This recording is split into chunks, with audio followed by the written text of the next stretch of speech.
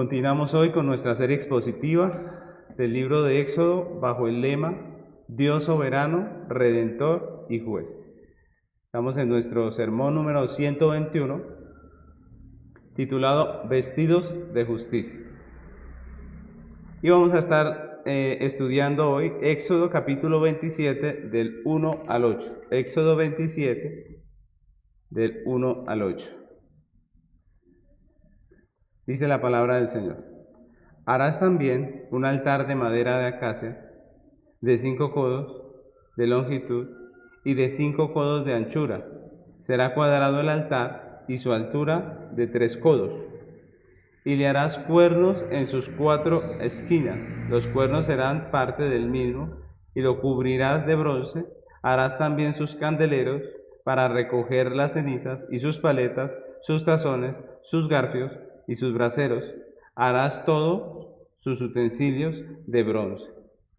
Y le harás un enrejado de bronce de obra de rejilla, y sobre la rejilla harás 4 anillos de bronce a sus 4 esquinas, y la pondrás dentro del cerco del altar abajo, y llegará la rejilla hasta la mitad del altar. Harás también varas para el altar, varas de madera de acacia, las cuales cubrirás de bronce. Y las varas se meterán por los anillos, y estarán aquellas varas a ambos lados del altar cuando sea llevado. Lo harás hueco de tablas, de la manera que te fue mostrado en el monte, así lo harás. Bueno, mis hermanos, vamos a continuar con el estudio del Éxodo. Recordemos que hemos estado aprendiendo en el Éxodo, estudiando todo lo que es el desarrollo del libro de Éxodo. Hemos visto a Dios, como dice nuestro lema, como el soberano, como el redentor y el juez. Hemos visto al Señor sacando a su pueblo de la esclavitud, legislando sobre ellos, dándoles sus leyes, advirtiéndoles de la idolatría de Canaán, haciendo un pacto con ellos en el monte Sinaí. Y ahora estamos viendo la orden de Dios de elaborar un tabernáculo. ¿Recuerdan? Estamos leyendo y estudiando precisamente las directrices de Dios que Dios le da a Moisés en el monte para la elaboración del tabernáculo. Hemos estudiado a través de este tiempo que hemos estado indagando acerca del tabernáculo, hemos estudiado acerca del arca en el lugar santísimo, hemos estudiado acerca del pan de la proposición, del candelero, hemos visto acerca del tabernáculo y su diseño. Dijimos que el tabernáculo, hace 8 días dijimos que el tabernáculo del Señor era un tabernáculo material, temporal, que era figura del verdadero. Y en el estudio de hoy hablaremos del altar de bronce que estaba ubicado en la entrada del atrio del tabernáculo. Entonces recordemos que hemos visto el mobiliario del santuario, del lugar santísimo, ¿cierto? Dijimos que habla de la justicia, la santidad de Dios y su ley. Habla de Dios, el lugar santísimo. Luego vimos el lugar santo, que nos habla de Cristo, su obra redentora, que satisface la justicia de Dios y que vindica el honor santo de Dios. Y ahora estamos empezando a hablar del mobiliario que está dentro del atrio, ¿no? El mobiliario que está allí dentro del atrio, y empezamos con el altar de bronce. Recordemos que el atrio es la parte exterior de la tienda. Esa parte era donde el pueblo de Israel podía acceder a la entrada de ese atrio a ofrecer sus sacrificios.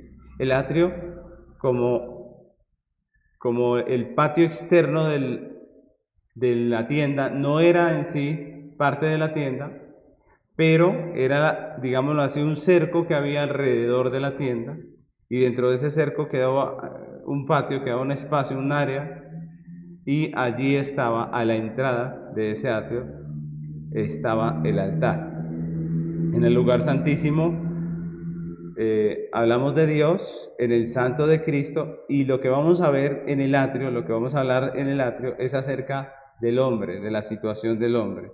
En el atrio hablaremos del ofensor, que es el hombre. Recordemos que en el santísimo está Dios, que es el ofendido. En el santo está Cristo como mediador, pero el atrio nos habla del hombre, que está fuera. Y eso es importante en nuestra comprensión del Evangelio. Ahora, ese altar de bronce estaba justamente a la entrada de ese atrio. Entonces, el altar, ¿qué era? ¿Qué era ese altar de bronce que vemos aquí en la descripción que nos ha dado el Señor en estos versículos? Pues el altar era una especie de mesa o estructura de madera cubierta de bronce. Miremos cómo a medida que hemos estudiado vimos en el lugar santísimo y en el santo vimos mucho oro, ¿cierto? Y había plata también, pero en el atrio, en la parte de afuera, ya nos hablan del bronce. El altar era una estructura, una mesa que era de madera cubierta de bronce sobre la cual se ofrecían los sacrificios. Esa era la función del atrio. Era la mesa o el lugar donde se ofrecían los sacrificios. Era cuadrado, tenía más o menos unos 2 metros con 22 por sus lados y de altura tenía 1 metro con 33. Tenía 4 cuernos, uno en cada esquina, a los que era amarrada la víctima. Recordemos que ahí se ofrecía el sacrificio, pues la víctima, es decir, el animal que se iba a sacrificar, era amarrado a esos cuernos.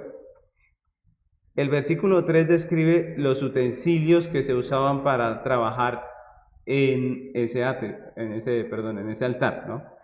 Los diferentes utensilios, los diferentes cubiertos que se usaban para trabajar esas ofrendas, ¿no? Nos habla de calderos, de paletas, de tazones. Recordemos que también parte de lo que se hacía dentro del culto que se ofrecía allí en el atrio,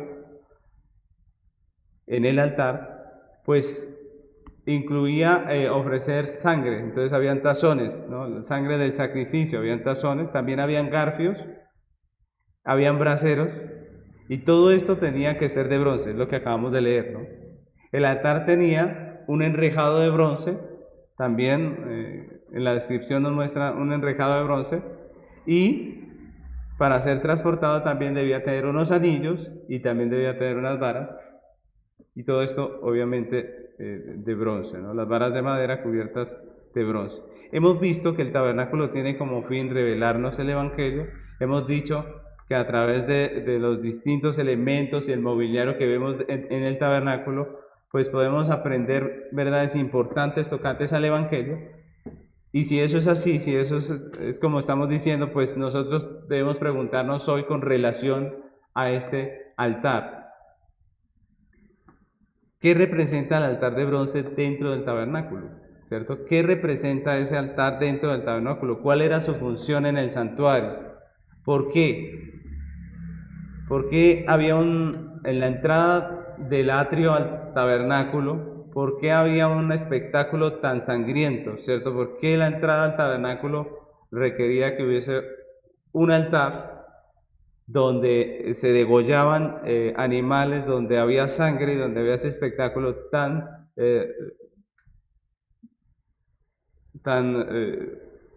terrible, ¿no? Imagínense ustedes, venían con sus niños al tabernáculo y lo primero que veían era cómo degollaban animales a la entrada. Entonces la pregunta es, ¿por qué pasaba todo esto? ¿Qué es esta práctica que se hacía delante del tabernáculo a la entrada? ¿Por qué esta manera de culto? Y es lo que vamos a ver hoy.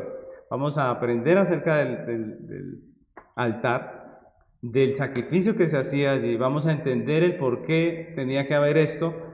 Y esto es muy importante para nuestra comprensión del Evangelio y es muy importante para nuestra comprensión de lo que es la doctrina de redención. Entonces vamos a empezar, vamos a dividir este estudio en 3 puntos sencillos, ya que en toda la Escritura y principalmente en el tabernáculo el altar nos muestra tres cosas que son importantes. Quiero hablar de esas tres cosas que son importantes dentro del culto en el altar. Lo primero que vemos allí, el primer punto de hoy, es un pecador. Un pecador. ¿Y por qué el primer punto es un pecador? Porque lo primero de lo que nos habla este altar de bronce es de que habían pecadores. Recordemos que todos los que acudían al altar, todos los que venían al altar con el sacrificio tenían algo en común. ¿Qué era? Que todos eran pecadores. De todos los elementos del tabernáculo, si nosotros miramos en la historia de redención en toda la Biblia, el altar era el más familiar para los hijos de Israel, ¿no? Era aquello de lo que más fácilmente la gente entendía la razón de por qué estaba allí. Y eso es curioso, ¿no?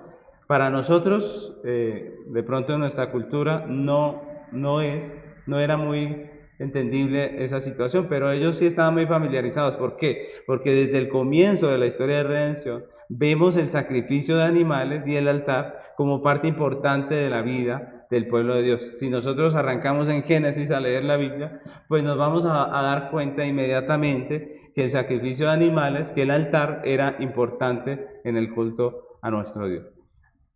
Pero ¿por qué era importante el sacrificio de animales? ¿Por qué desde Génesis vemos esa práctica en el pueblo de Dios? Para responder a estos interrogantes, pues debemos volver al principio. Debemos volver al primer sacrificio que se hizo delante de Dios. ¿Cuál fue el primer sacrificio? ¿Quién fue el que hizo el primer sacrificio? Pues es interesante, mis hermanos, que el primer sacrificio de animal lo hizo Dios para cubrir la desnudez de Adán y Eva. ¿Recuerdan lo que dice en Génesis? Después de que Dios hace ese primer sacrificio, de ahí para allá, una práctica que se volvió común en la adoración era el sacrificio de los animales. Dios había creado al hombre, recordemos, a su imagen y semejanza. ¿Sí? Si nosotros nos situamos en Génesis, en el principio, recordamos que Dios creó al hombre a su imagen y semejanza, le hizo un ser moral, lo puso en el huerto y le dio un mandamiento, ¿recuerdan?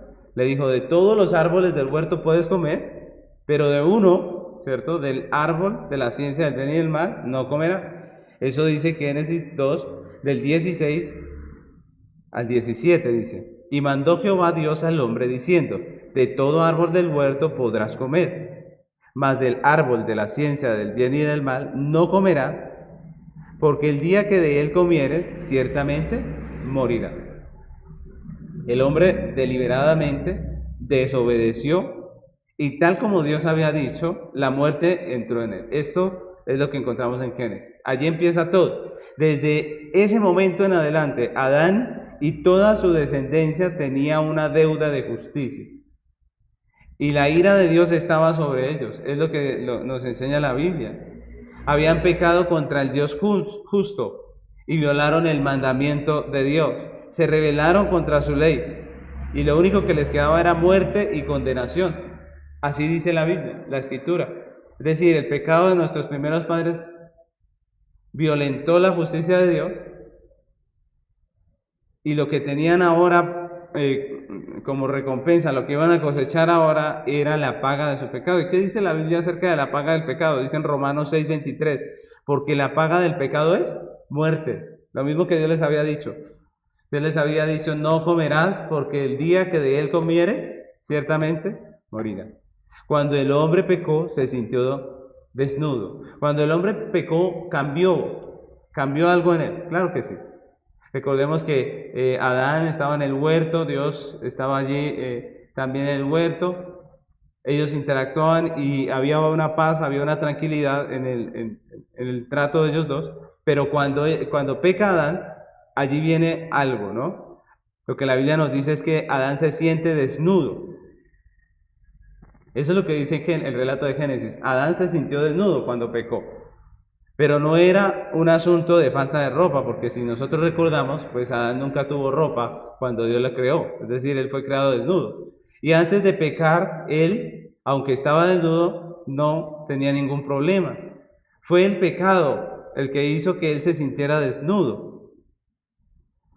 No era el vestido lo que hacía falta a Adán.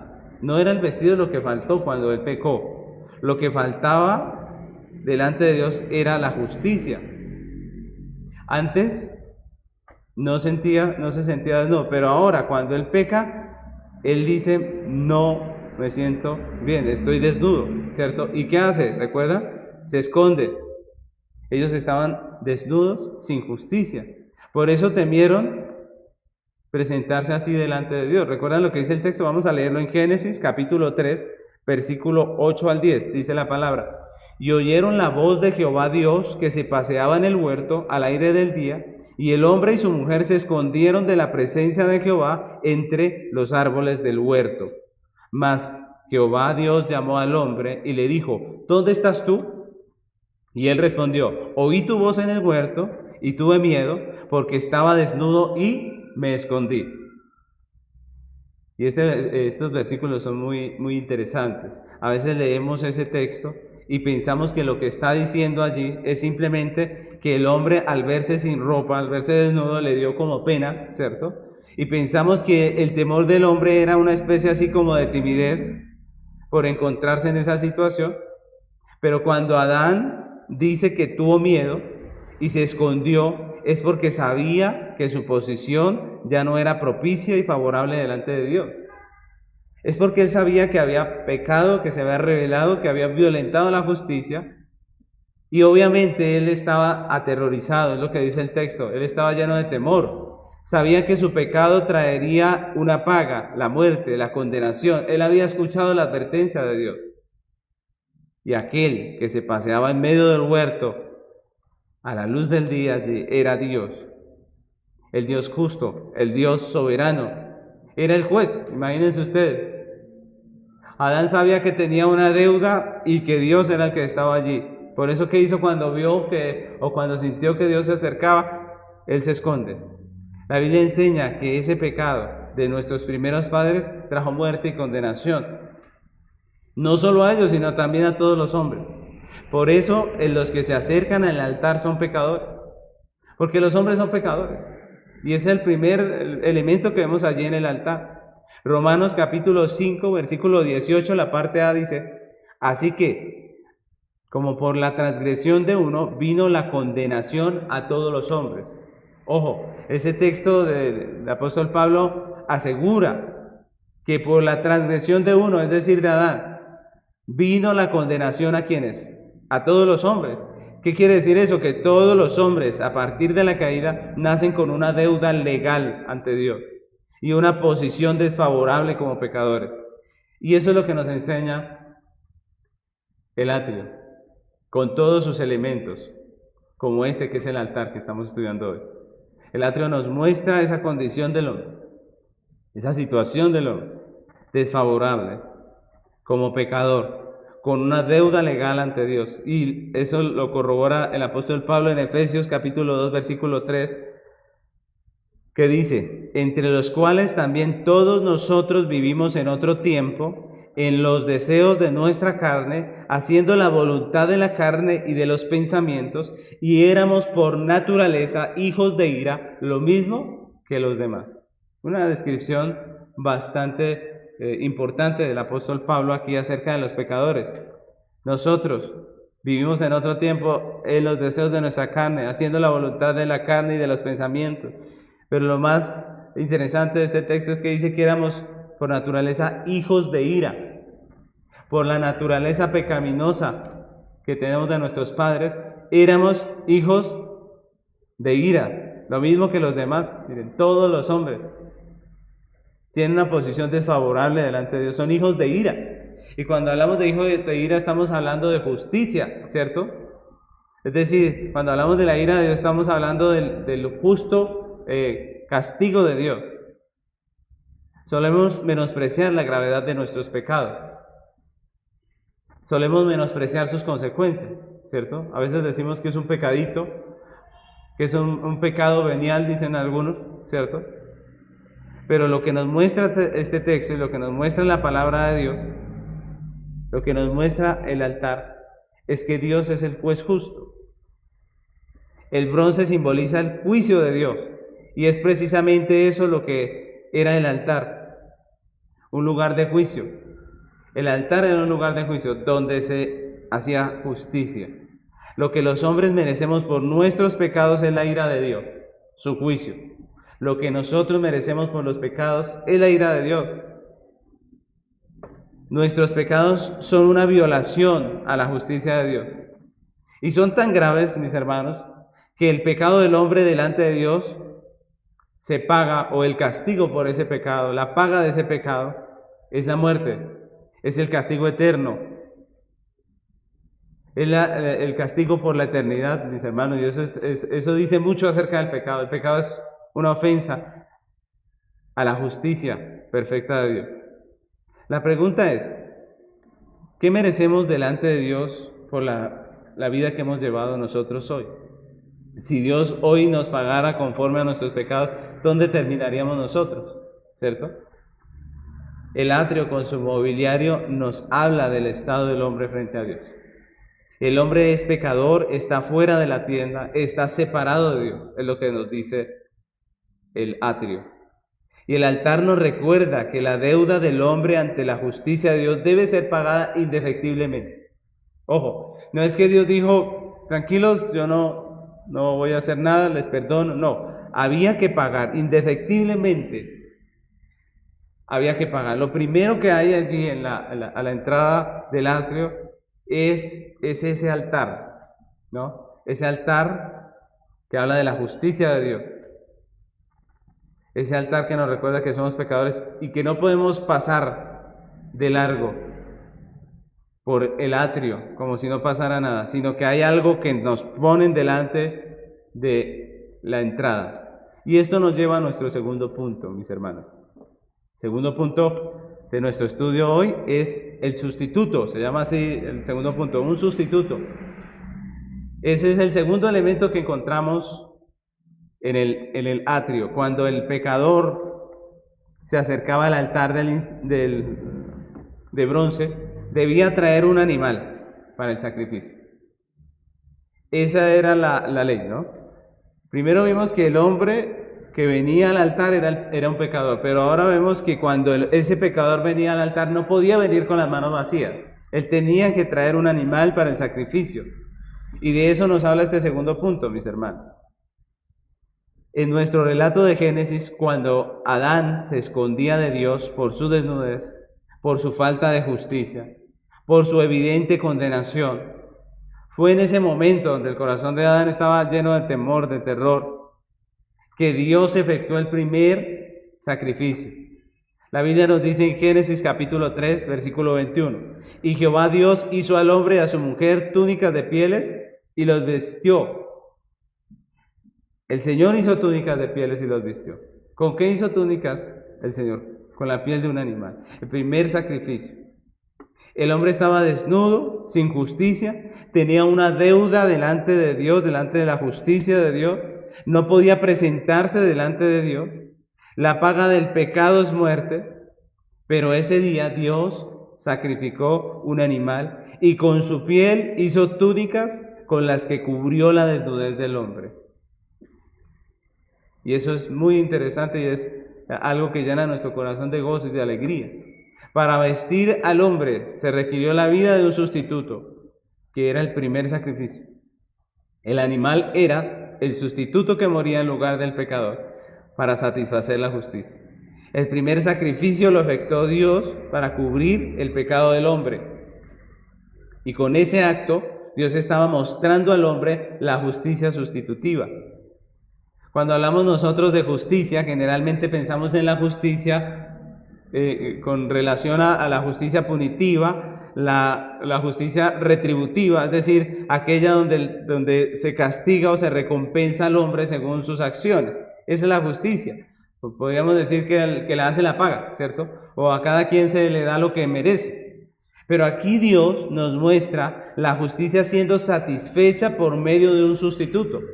Es decir, la justicia sustitutiva.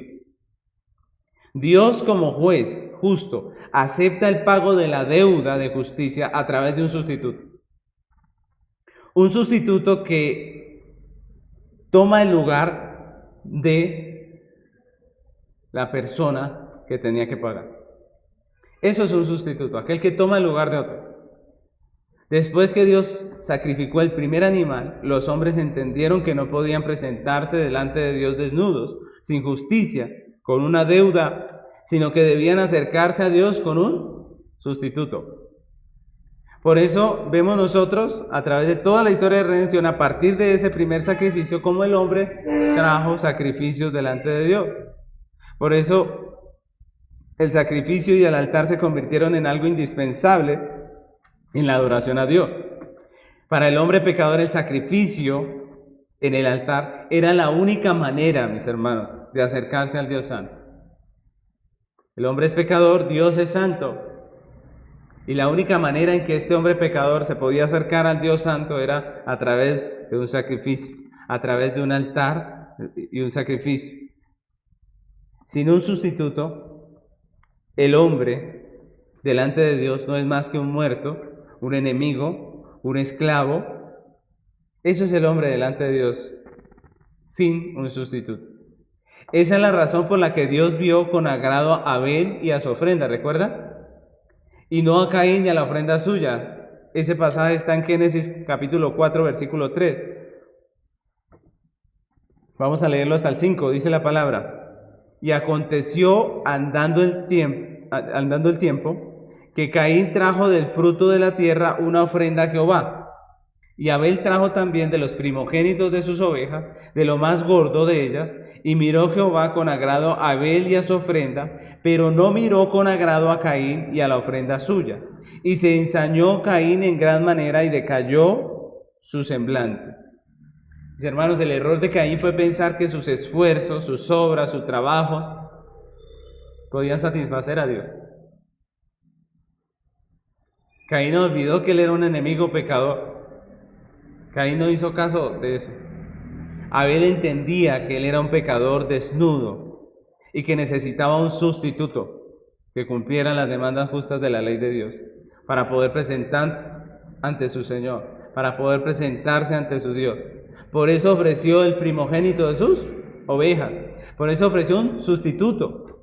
Él no dijo, yo vengo aquí con un regalo para ti. No, él dijo, yo vengo aquí como un pecador que trae un sustituto. Y eso agradó a Dios, porque en el sustituto se cumplió la justicia de Dios y fue agradable esa ofrenda delante de Dios. Mis hermanos, la Biblia habla de la ofrenda agradable delante de Dios porque el sustituto era el que cumplía la justicia. Después de Abel vemos a Noé ofreciendo sacrificios. Y la Biblia habla lo mismo, dice que el que Noé sacrifica y Dios recibe el olor fragante. Ese olor fragante, ¿a qué es? No es que a Dios le guste el olor de la carne, no. Lo que percibe el Señor es el olor a justicia. Se hace justicia cada vez que se ofrecía estos animales delante de Dios. Luego vemos a Abraham que donde quiera que iba edificaba un altar, ¿recuerdan? Donde él ponía la tienda de él, también edificaba un altar y ofrecía sacrificios. También vemos a los demás patriarcas en la misma acción, edificando altares y ofreciendo sacrificios. Y ahora aquí en el desierto, en el diseño del tabernáculo, Dios establece que en la entrada del santuario debía estar el altar, donde los hombres ofrecieran el sacrificio. También establece todo un sistema de ofrendas y sacrificios que está registrado en el libro de Levítico.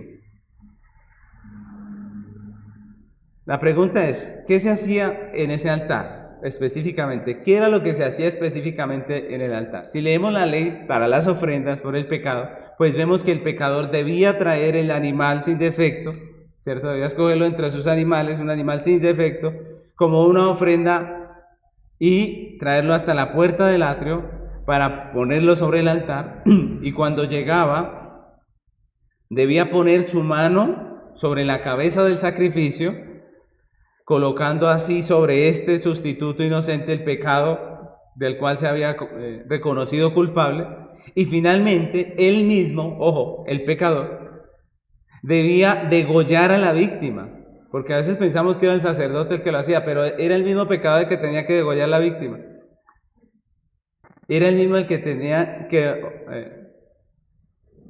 quitarle la vida a ese sustituto. El altar a la entrada del atrio, corrobora que el hombre es un pecador, que no puede acercarse a Dios así nomás, porque es un pecador. Porque si el hombre se acerca a Dios con pecado, lo que va a recibir es ira. Eso es lo que nos muestra el altar. El altar nos está diciendo: el hombre no puede entrar así nomás. El hombre necesita un sustituto. Puede acercarse a Dios, pero solamente a través de un sustituto. El animal sacrificado en el altar de bronce era el sustituto, aquel que moría en el lugar del pecador para pagar por su pecado. Pero ese altar del incienso y esos sacrificios que Dios mandó hacer allí en el libro de Levíticos, y todo ese sistema que había en ese tiempo, como ya hemos visto en los estudios anteriores, era apenas una figura del verdadero sacrificio. ¿Cuál es el verdadero sacrificio? Nosotros sabemos, el verdadero sacrificio es el de Cristo. Jesucristo fue el sustituto perfecto, fue el cordero que Dios dio como sustituto por el pecado de todo su pueblo. Y eso lo leemos en Juan capítulo 1, versículo 29, que dice: el siguiente día vio Juan a Jesús que venía a él y dijo: he aquí el Cordero de Dios que quita el pecado del mundo. Mis hermanos, la cruz fue el altar donde Cristo, el Cordero sustituto, fue sacrificado. Y Dios aceptó su muerte como el pago por nuestros pecados. De eso nos habla el altar. Y hay una imagen preciosa en el libro de Isaías de Cristo como el Cordero sacrificado en el altar. Dice Isaías 53, versículo 5, y quiero que leamos hasta el versículo 11, porque es un relato, unas palabras muy acertadas de Isaías con relación a Cristo como sacrificio, como el sustituto. Dice el versículo 5, dice: mas él herido fue por nuestras rebeliones, molido por nuestros pecados. El castigo de nuestra paz fue sobre él, y por su llaga fuimos nosotros curados. Miren, aquí está la imagen. Así como se ponía la mano sobre el animal, aquí dice: el castigo de nuestra paz fue sobre él. Todos nosotros nos descarriamos, dice el 6, como ovejas, cada cual se apartó por su camino, mas Jehová cargó en él el pecado de todos nosotros. Él era el sustituto. Dice el 7, angustiado él y afligido, no abrió su boca. Como cordero fue llevado al matadero, y como oveja delante de sus trasquiladores, enmudeció y no abrió su boca. Por cárcel y por juicio fue quitado, y su generación, ¿quién la contará? Porque fue cortado de la tierra de los vivientes, y por la rebelión de mi pueblo fue herido. Y se dispuso con los impíos su sepultura, mas con los ricos fue en su muerte, aunque nunca hizo maldad, ni hubo engaño en su boca. Miren, lo está dibujando, lo está mostrando como un cordero que fue inmolado, pero que era un cordero perfecto, justo. Dice el 10, con todo esto Jehová quiso quebrantarlo, sujetándole a padecimientos. Cuando haya puesto su vida en expiación por el pecado, verá linaje, vivirá por largos días, y la voluntad de Jehová será en su mano prosperada. Verá el fruto de la aflicción de su alma y quedará satisfecho. Por su conocimiento justificará a mi siervo justo a muchos y llevará las iniquidades de ellos. Miren, un cuadro perfecto de Cristo como sustituto de su iglesia, de su pueblo. El altar no solo nos recuerda el estado del hombre como pecador, sino que nos muestra el sustituto. Nos muestra ese sustituto precioso. Cristo en la cruz es el cumplimiento perfecto del cordero en el altar de bronce. Otra cosa que solemos menospreciar nosotros como hombres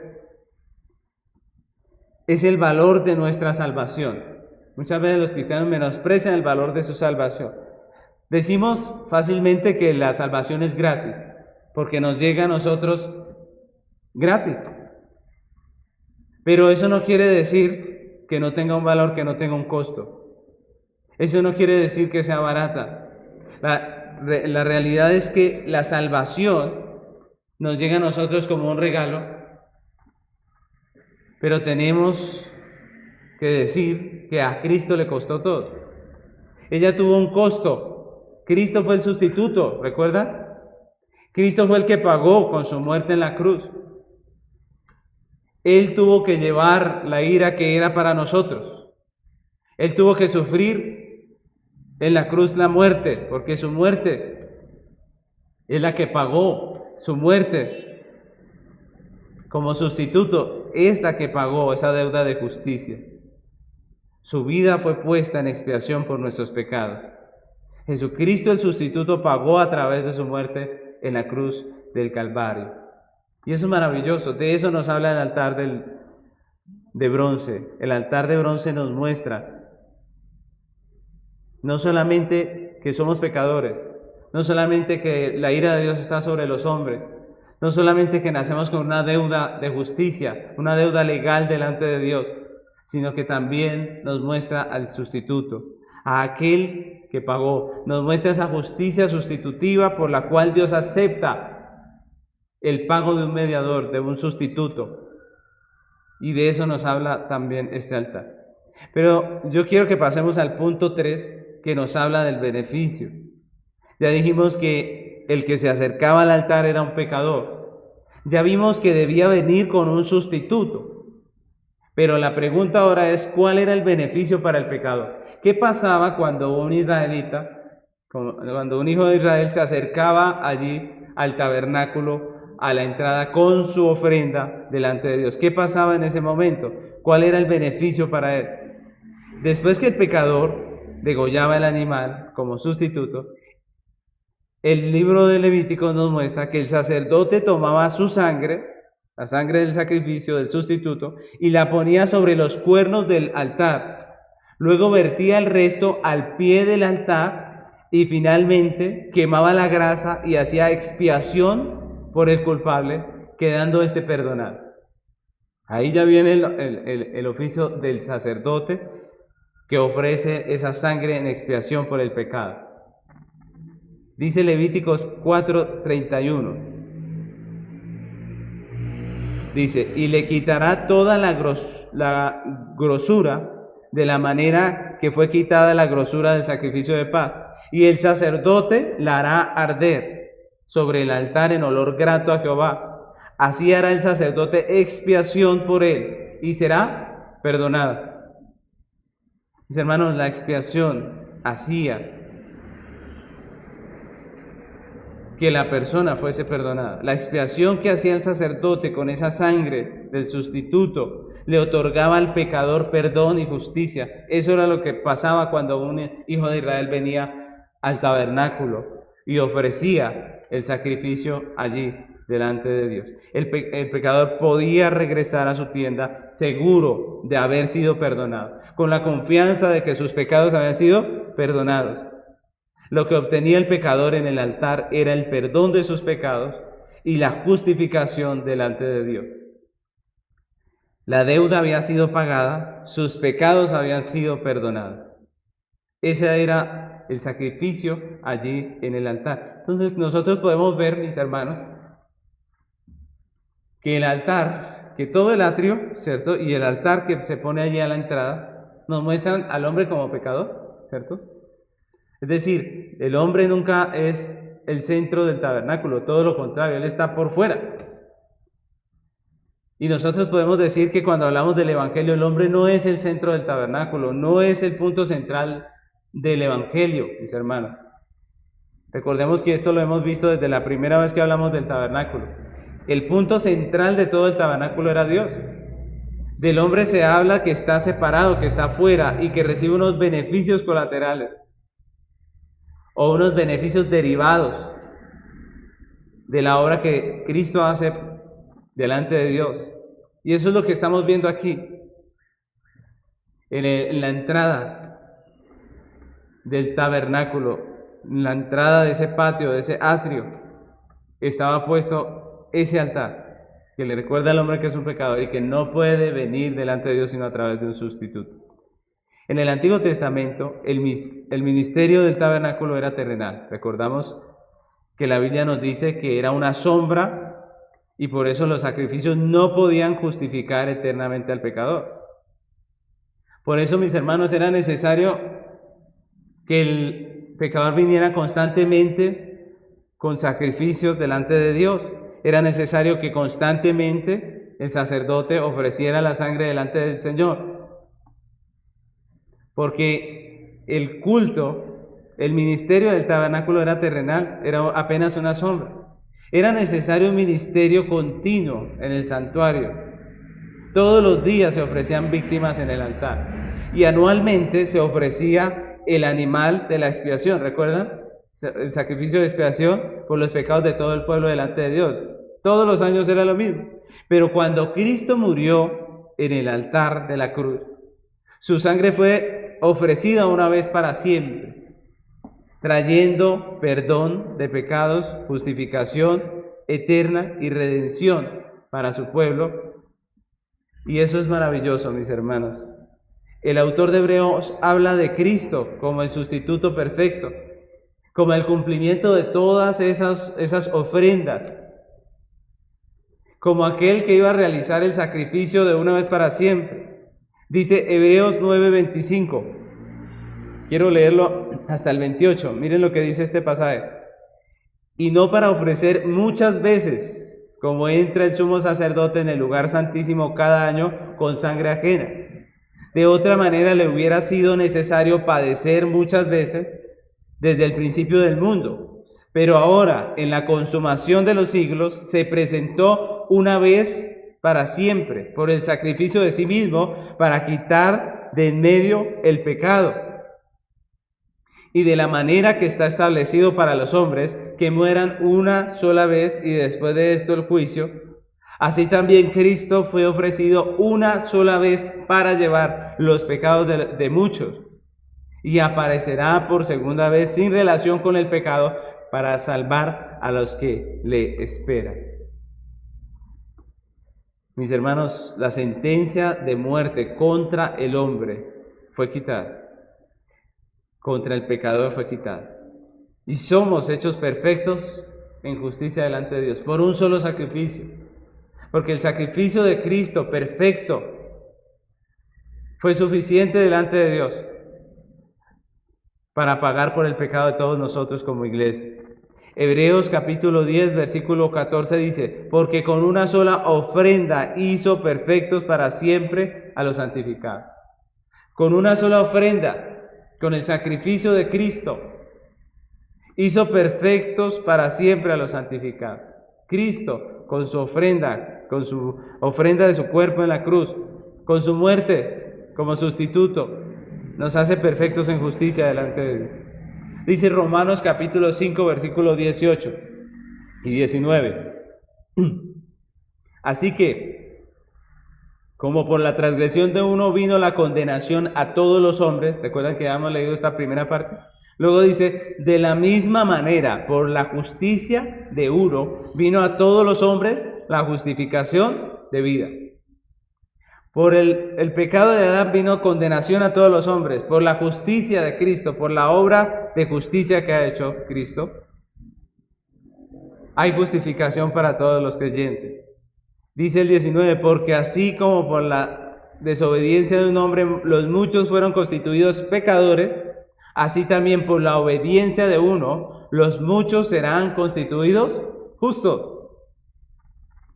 Hermanos, esa es la recompensa, ese es el beneficio, mis hermanos, de la persona que se acercaba con su sacrificio al altar. En Cristo el hombre, al igual que Adán en el huerto, ha sido cubierto de su desnudez y ha sido vestido de justicia y puede acercarse a Dios.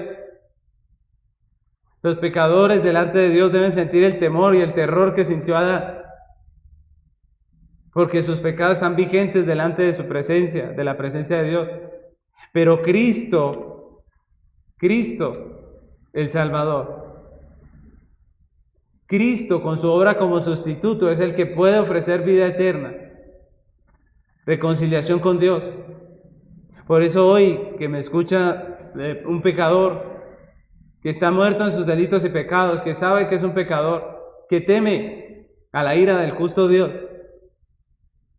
el mensaje de este texto, el mensaje del altar, está vigente para nosotros. Hay un sustituto, Dios ofreció un sustituto. el Cordero de Dios que quita el pecado del mundo. Y el Evangelio nos llama a arrepentirnos y a creer, porque en Él, en Cristo, tenemos nosotros perdón de pecado y justicia perfecta. Es lo que nos está enseñando la palabra del Señor. Así que, pecador, ven a Cristo Jesús. Pecador, ven al Señor, al Salvador. Ven al Señor en arrepentimiento y fe, confesando tus pecados y pidiéndole perdón al Señor. Y poniendo tu confianza en el Cristo, en ese Cristo precioso, en ese Cordero, en ese sustituto. En Cristo el hombre, al igual que Adán, es vestido de justicia. Estábamos desnudos, no podíamos entrar a la presencia de Dios así. Pero por la obra de Cristo podemos entrar a ese lugar, porque estamos cubiertos, estamos vestidos de justicia. Dice Hebreos capítulo 10, versículo 17. En adelante dice, añade, y nunca más me acordaré de sus pecados y transgresiones, pues donde hay remisión de estos, no hay más ofrenda por el pecado. Así que, hermanos, teniendo libertad para entrar en el lugar santísimo, ¿por qué? Por la sangre de Jesucristo, por el camino nuevo y vivo que Él nos abrió a través del velo, esto es, de su carne, y teniendo un gran sacerdote sobre la casa de Dios, acerquémonos con corazón sincero, en plena certidumbre de fe, purificados los corazones de mala conciencia y lavados los cuerpos con agua pura. El altar de bronce, como la cruz del Calvario, son un símbolo de la justicia sustitutiva por la cual la iglesia de Cristo tiene salvación y vida eterna, por la cual la iglesia de Cristo se puede acercar a Dios, por la cual un día entraremos al cielo, a ese reino celestial. Ojo, porque es esa justicia la que nos da entrada al cielo, no la nuestra. A través de todo este estudio del tabernáculo hemos recalcado esta verdad. Nosotros los hombres somos dados a cambiar el Evangelio en ese sentido. A llegar a pensar que son nuestras obras de justicia, nuestro buen comportamiento el que nos da entrada al cielo. Una y otra vez la iglesia se ha desviado en la misma doctrina. Pero Dios nos recuerda que nuestra justicia no es nada delante de Él, que la justicia que nos permite entrar, que la justicia que nos da entrada, que la justicia que nos permite acercarnos a Él, es la justicia del sustituto, es la justicia de Cristo. El altar de bronce, como la cruz del Calvario, son un símbolo de esa justicia sustitutiva por la cual la iglesia tiene acceso. Jesucristo, como sustituto y expiador, pagó la deuda del pecador e hizo propiciación por él delante de Dios. Así como vemos en Levítico, que había el sustituto y había la expiación que se ofrecía, que la ofrecía el sacerdote. Así podemos decir que Cristo pagó como sustituto y también nos hizo propiciación delante de Dios. Hemos sido vestidos de justicia, tenemos acceso al trono de Dios. Todo lo que somos como iglesia lo debemos a Cristo el Redentor. Todo lo que somos como congregación lo debemos a Cristo el Redentor. Por eso la iglesia vive para adorar a Dios, vive para adorar a Cristo. Por eso nos congregamos los domingos celebrando la muerte y resurrección de nuestro Señor. Por eso participamos de la cena y la comemos con la alegría, sabiendo que estamos celebrando esta hora perfecta, esa justicia sustitutiva, ese sustituto que se presentó delante de Dios para pagar por nuestros pecados, porque estábamos desnudos, pero Él nos vistió con un manto de justicia. Isaías capítulo 61, versículo 10 dice, en gran manera me gozaré en Jehová, mi alma se alegra en mi Dios, porque me vistió con vestiduras de salvación, me rodeó de manto de justicia, como a novio me atavió, y como a novia adornada con sus joyas. Estando desnudos nosotros, no teniendo cómo presentarnos delante de Dios. Al igual que en Génesis, el Señor hizo un sacrificio y nos cubrió, nos vistió de justicia. Esa es la razón del gozo de la iglesia. Todas las cosas aquí son pasajeras. Y por esas cosas pasajeras los hombres nos afligimos. Ahorita en medio de esta pandemia se mueren seres queridos, se mueren conocidos. Tenemos situaciones difíciles a veces en la economía y todas estas cosas. Pero mis hermanos, la iglesia tiene un gozo que nada de este mundo le puede quitar. Y es el gozo de que ha sido vestido de un manto de justicia. Es el gozo que ahora puede presentarse delante de su Dios. Es el gozo de que ya la ira de Dios no está sobre su cabeza. Es el gozo de haber recibido justificación, vida eterna, salvación. Es el gozo de que como iglesia ha sido vestida con un manto de justicia. Incluso vemos en la Biblia que ese es el cántico de la iglesia en la eternidad. Nosotros vemos en Apocalipsis capítulo 5, versículo 9 al 10. Dice la palabra del Señor. Apocalipsis 5, 9 y 10. Dice, y cantaban un nuevo cántico diciendo, digno eres de tomar el libro y de abrir sus sellos, porque tú fuiste inmolado y con tu sangre nos has redimido para Dios, de todo linaje y lengua y pueblo y nación, y nos has hecho para nuestro Dios reyes y sacerdotes, y reinaremos sobre la tierra. El cántico de la iglesia es ese: Señor, tú fuiste inmolado, tú fuiste el sacrificio por nuestros pecados, tú pagaste la deuda por nosotros, y con tu sangre nos has redimido, has hecho expiación por nosotros. La iglesia, cuando dice de todo linaje, lengua, pueblo y nación, está hablando de la iglesia. La iglesia es ese fruto de la aflicción de su alma, como decía Isaías. Dice, verá el fruto de la aflicción de su alma y quedará satisfecho. Somos fruto de esa obra perfecta. Pero no puedo terminar esta enseñanza del altar sin recordar que esto que nos enseña Dios a través del altar de bronce tiene unas implicaciones para nosotros como creyentes, ¿cierto? Esa verdad preciosa de que Cristo se ofreció como un sustituto delante del Señor, de Dios, y que por ese sustituto nosotros podemos tener acceso y podemos disfrutar de salvación, justificación y perdón, tiene también para nosotros unas implicaciones. Cristo se ofreció como sustituto para redimir un pueblo para sí. Y estamos hablando de la iglesia. La iglesia está llamada a vivir para Él. Aquellos que hemos sido salvados, aquellos que hemos sido lavados con la sangre preciosa del Cordero, aquellos que somos beneficiados de la obra perfecta del Redentor, estamos llamados a vivir para ese Redentor, para ese Cordero precioso. Estamos llamados a vivir para Él. Y Tito, capítulo 2, versículo 11 al 14, dice la palabra, porque la gracia de Dios se ha manifestado para salvación a todos los hombres, enseñándonos que renunciando a la impiedad y a los deseos mundanos, vivamos en este siglo sobria, justa y piadosamente, aguardando la esperanza bienaventurada y la manifestación gloriosa de nuestro gran Dios y Salvador Jesucristo, quien se dio a sí mismo por nosotros para redimirnos de toda iniquidad y purificar para sí un pueblo propio, celoso de buenas obras. Un pueblo propio, celoso de buenas obras. Y me gusta este versículo porque dice que Cristo se dio como sustituto, ¿cierto? Dice, para redimirnos de toda iniquidad y purificar para sí un pueblo propio, celoso de buenas obras. Cristo murió por nosotros para que nosotros vivamos para Él. Somos su pueblo redimido, sus redimidos. Nosotros somos sus redimidos, su iglesia. La salvación la tenemos por fe en la obra perfecta de nuestro Señor y Salvador Jesucristo. No hay otra razón.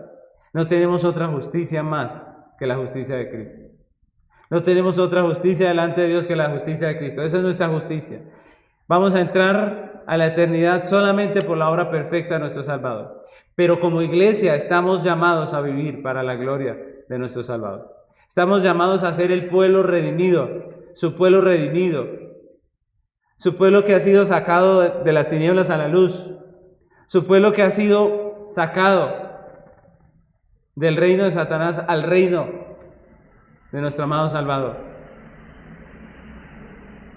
Cristo murió por nosotros para que nosotros vivamos para Él. Somos su pueblo, sus redimidos.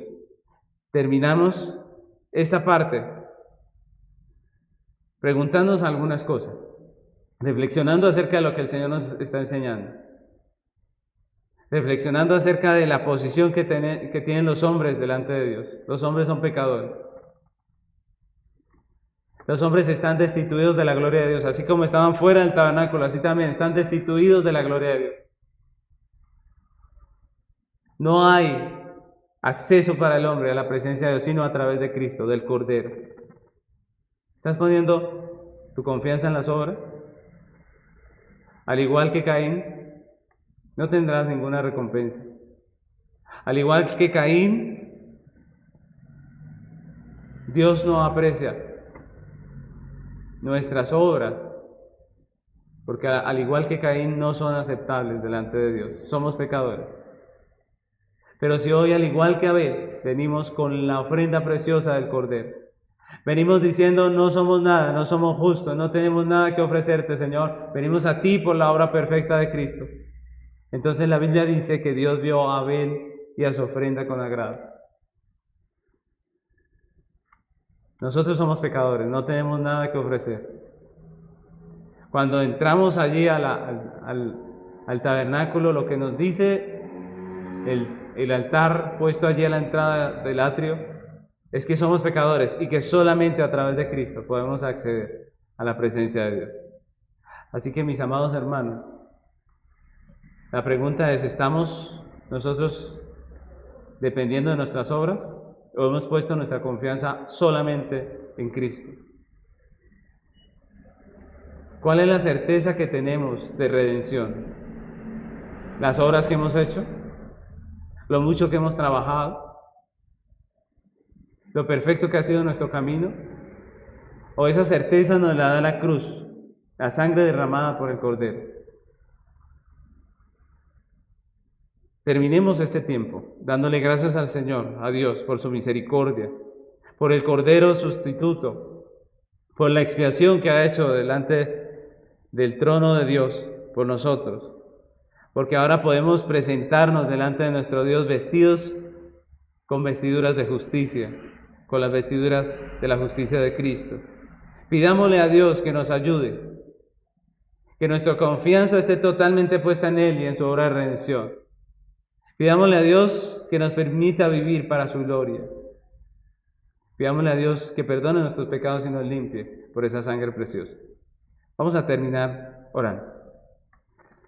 Amado Señor, gracias te damos a ti por esta palabra que nos has dado, Señor. Esa imagen del altar a la entrada del atrio, que puede parecer aterradora para muchos al ver degollar las víctimas allí. Cuando nosotros lo vemos con el entendimiento que tú nos das en tu palabra, nuestro corazón se llena de gozo, porque nos recuerda que aunque nosotros estamos afuera como hombres, que aunque nosotros estamos separados de esa gloria tuya, hay una entrada, y en esa entrada hay un altar donde hay un sacrificio, y por medio de ese sacrificio podemos nosotros presentarnos delante de Dios. Gracias, Señor, por esa maravillosa entrada. Gracias, Señor, por ese altar puesto allí a la entrada. Gracias por ese sacrificio que no fue ofrecido por nosotros, no fuimos nosotros los que pusimos el Cordero. La Biblia dice que Dios puso el Cordero que quita el pecado del mundo. Gracias por tu Hijo Jesucristo, por tu redención una vez para siempre, por la sangre ofrecida delante de nuestro Dios como expiación por nuestros pecados. Gracias, porque en Cristo tenemos perdón, tenemos vida eterna, Señor. Hoy te pedimos, Señor, que nos perdones, porque muchas veces ponemos la confianza en nosotros y en nuestras obras. Porque venimos a ti muchas veces temerosos y no en confianza, en la confianza que debemos tener de la obra perfecta hecha por el Salvador. Perdónanos, Señor. Perdónanos por nuestros pecados y límpianos. Tu palabra dice que como estamos en luz, la sangre de tu Hijo Jesucristo nos limpia de todo pecado, limpia nuestro corazón. Ayúdanos a valorar esa salvación tuya. Ayúdanos a valorar ese precio que fue pagado, Señor, en la cruz del Calvario. Ayúdanos a vivir como corresponde a aquellos que son redimidos por esa sangre preciosa, valiosa, que fue derramada en la cruz. Ayúdanos a corresponder como personas que han sido redimidas, salvadas, como personas que han recibido la justificación a través de la sangre y la muerte del sustituto. Ayúdanos, Padre. Te damos muchas gracias por tu amor, tu misericordia. Señor, y como dice ese texto de Tito, ayúdanos a vivir para ti. Que podamos ser esa iglesia que vive para la gloria de su Redentor, de su Salvador. Muchas gracias, Padre, en el nombre de Cristo Jesús. Amén.